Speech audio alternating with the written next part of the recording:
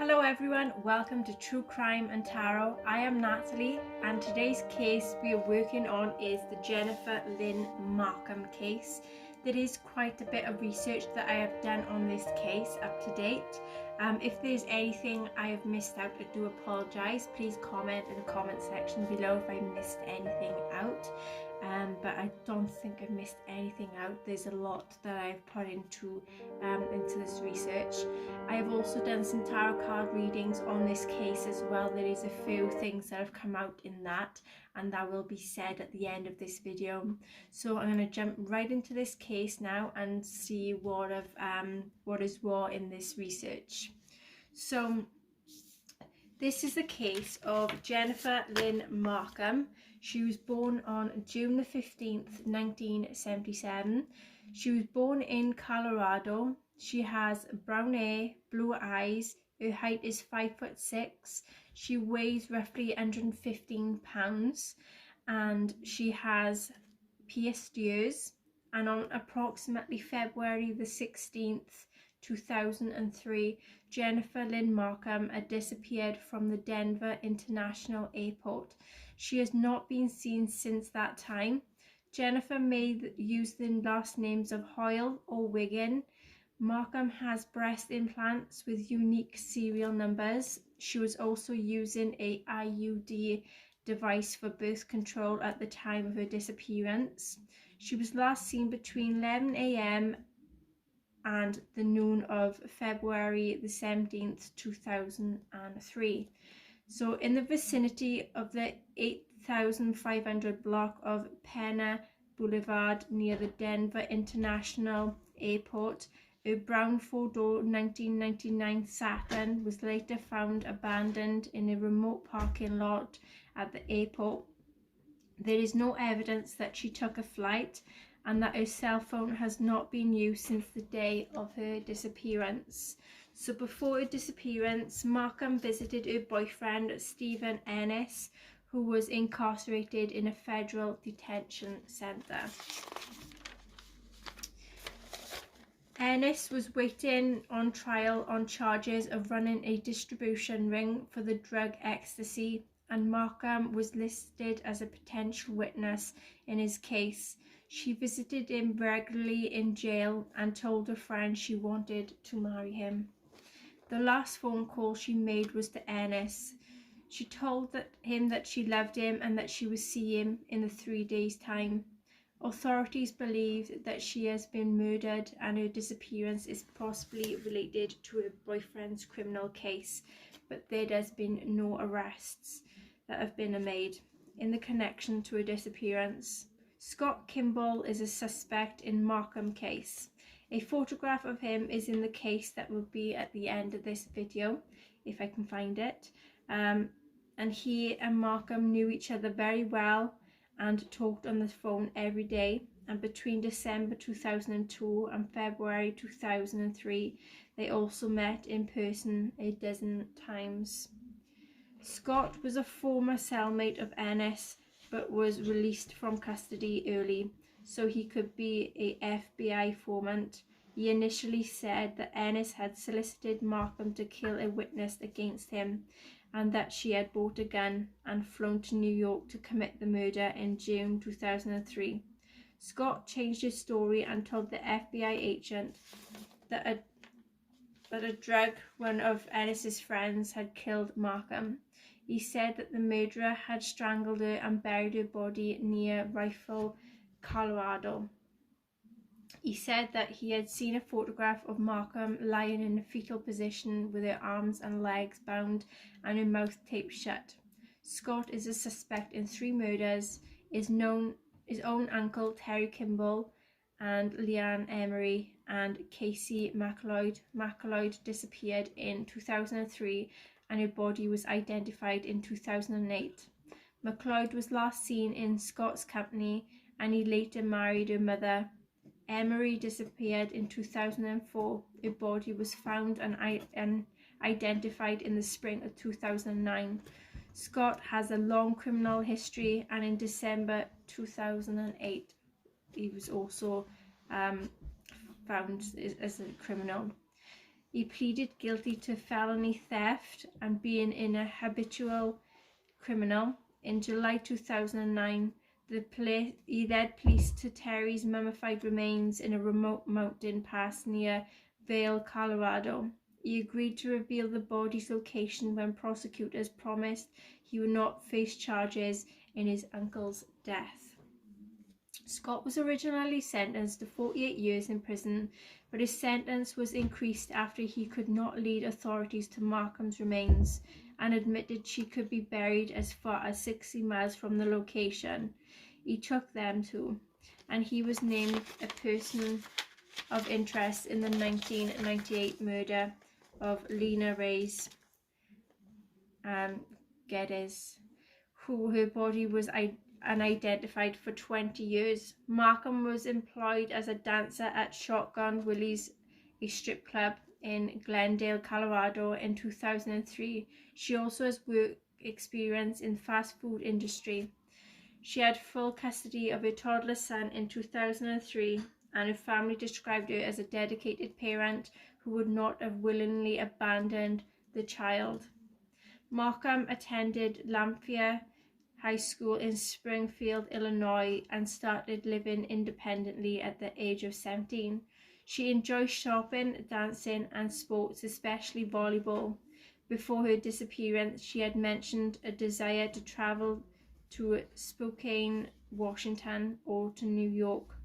Her case remains unsolved to this day, and the investigated agency Federal Bureau of Investigation's number is 303-629-7171. And this is where I started to do the reading on the case about the whereabouts of her, what happened, so on, so forth. So that is the research that I could find upon Jennifer Lynn Marcum's case. I couldn't find anything else after that, but if there's anything that have come up and anyone that's seen this video knows more about this case, then please comment in the comment section below. I'd like to see that as well. Okay, so the first question I asked then in the tarot cards was, what happened to Jennifer Lynn Marcum? And the first card that came out was the Hierophant. So there was something of tradition where Jennifer had gone to something like to do with a school or education or organisation on that day. Reverse Magician, there was some scattered energy and frustration and being distracted, where there was someone that was very cocky, arrogant, that was violent, and also was a criminal. Reverse Eight of Cups, there was fear of change and pretending to be happy. There's a lot of emotional baggage with restrictions and the sense of entrapment and refusing to move on. Reverse Emperor, there was a male who was very aggressive, that was irresponsible, very corrupt, and refused to hear anyone out. Reverse Two of Pentacles, there was an overwhelming demand and money problems that was owed. Seven of Wands, there was a lot of harassment and being caught off guard with a lot of rivalry and defensiveness, and the lady Jennifer was standing her ground at that time. Justice card, so there was some law involvements and someone to take full responsibility for what they had done. Reverse Eight of Pentacles, there was someone with a bad reputation that was involved in scams, that also had a lot of debts. There was also a lot of risks that was being taken with this person also.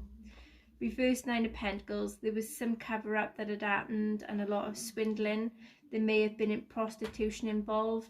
And then we have the Hermit card then that had come out. So there was someone that was very lonely, being withdrawn, that was involved with the wrong people, and that was trying to lay low. Strength card, Jennifer had stood up to someone and faced things head on. Ten of Wands, there was a huge weight on his shoulders, taking on other people's problems and unable to say no, and she was being taken advantage of. Ten of Swords, there was a lot of bad mouthing and aggression and violence involved. There was also disloyalty, and there was an attack, there was an assault, and there was a sense of someone being stabbed in the back. So I'm getting this person stabbed Jennifer. Even if it was in the back or not, there was some stabbing that was involved.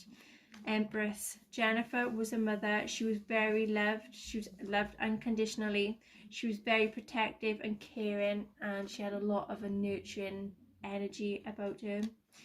Three of Swords. There was possibly a love triangle that had happened. There was a sense of pouring arts out, and there was arguments, being angry words spoken, and being heartbroken also. Reverse Three of Pentacles. There was a lot of mistakes, and there was a lack of commitment and careless work that was involved as well. Who was involved in the disappearance of Jennifer Lynn Marcum? The World card. There was someone who may have been really successful or had some type of promotion around the time of the disappearance. Reverse Ace of Cups. There was a unrequited love of Jennifer's that was so unhappy and very disappointed with her. Knight of Wands. There was a sudden arrival of someone who had a hectic life that was daring and fearless and took action. There was action orientated, that is very direct, fiery, aggressive, who may have been a little bit younger than Jennifer at the time.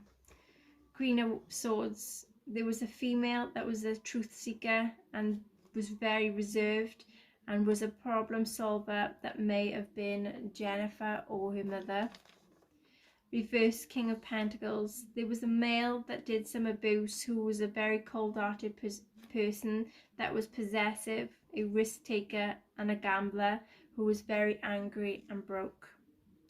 Where is Jennifer Lynn Marcum now? Reversed Four of Cups. There's a lot of drugs and being spaced out, and there is involvements of rehab and new experiences. Five of Wands. There's arguments and disturbances and struggles.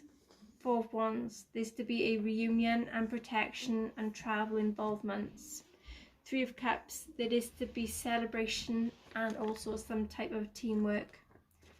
Reverse Eight of Wands. There is a third party interference and struggles. There is also panic and there is unfinished business.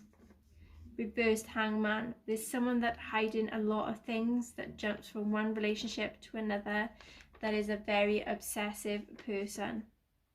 What is the final outcome to be for Jennifer Lynn Marcum's case? Reverse Fool. So there's someone who's to be very reckless, that done inappropriate mistakes, that has unfinished business. There is also the sense of abandonment and the need to get away and to escape. Reverse Six of Wands. There's to be unwelcome news that is very disappointing, and there's a lot of delays and setbacks. King of Wands. There's a male that is very powerful and maybe a boss or a role model, that is a very proud person, a protector, very courageous and respected, and there's a lot of assertiveness with this person. This is to be involved in the outcome that is for relevance to this case. Reverse Star. So there is to be an escape from abuse. Reverse Page of Swords. There's to be someone who's very cold, very argumentative, spiteful, manipulative, a paranoid person that may have some sense of autism, dyslexic, or a stutter, or has some type of learning difficulties that may cause injuries to someone with something of sharp nature.